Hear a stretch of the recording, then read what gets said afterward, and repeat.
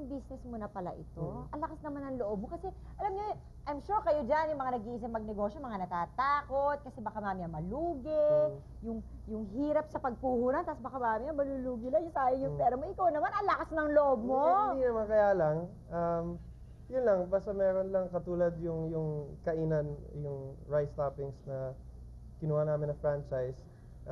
Galing yun kay Emilio Garcia, nakasama natin Si sa Emilio, showbiz. isa pang mahilig yan. mag-business yun. Ayan, siya yung nagtulak sa akin para dyan at kabisado niya talaga yung business. So hindi ako kinakabahan. Kasi ako wala akong alam about pagkain. So, yeah. Ano ba yung mga bagay na dapat isipin mo kapag nag-business ka ng hollow blocks? Ano ba? Kung saan makukunin ng bato? O ano ba? Yung mga ganun. Saka kung saan mo ibabagsak. Yun ang mahirap dun. Kamusta naman siya? Okay naman. Okay. So far, okay naman. Matrabaho rin ba yun? Hindi. Not at all? Kasi nandun lang may mga gumagawa naman nun. So, Parang nagsusupervise ka lang talaga. Minsan, dadalawin mo lang. Ganun lang. Paano naman si Mrs. Lagi daw kayo noon mag-partner like dun sa pagkain at sa convenience store.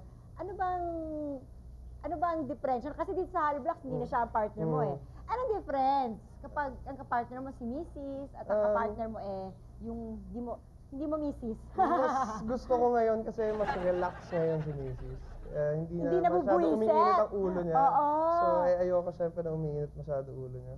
So wala siyang business ngayon? Wala.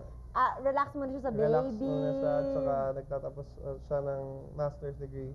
So, yun, pagtapos siguro mag-work na siya, bahala siya. Paano naman kung hindi mo nga Mrs. like yung kasama mo ngayon sa bagong negosyo, yung sa Hollow Blocks? Ano naman advantage nun? Kesa sa wala kayong relationship like with your wife? Yung kapartner ko ngayon, isa sa mga closest friends ko. So, wala pa naman yung problema. So, hindi problema naman minsan nagiging problema, pera kasi. Itong kaibigan ko, walang problema. Lagi ko inuutangan Sanay na siya. At saka syempre, hindi inuwi sa bahay yung Dito pa natin sa bahay. Ano ba? Ito na naman. Bago na lang matulog, yung pa rin ang pinag-uusapan yun, no? Sa palagay mo, yung pagiging artista mo, nakakatulong sa mga business mo? Like, ngayon, does it help that they know na, uy, kay Ian yan? Nakakatulong siyempre sa pag-generate ng puhunan kasi nakukuha natin yung showbiz yan ang pinampupuhunan natin. Pero sa marketing side, kung ano man yung minamarket mo, sa akin, hindi ko naman ginagamit yung pagka-artista doon sa mga ganong negosyo. Iba yun.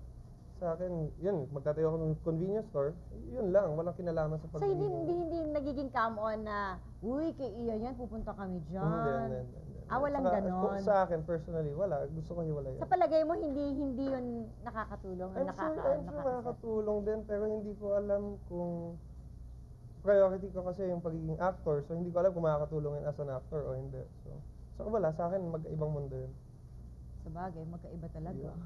Hollow block at saka acting. Parang Medyo iba sila. bagay.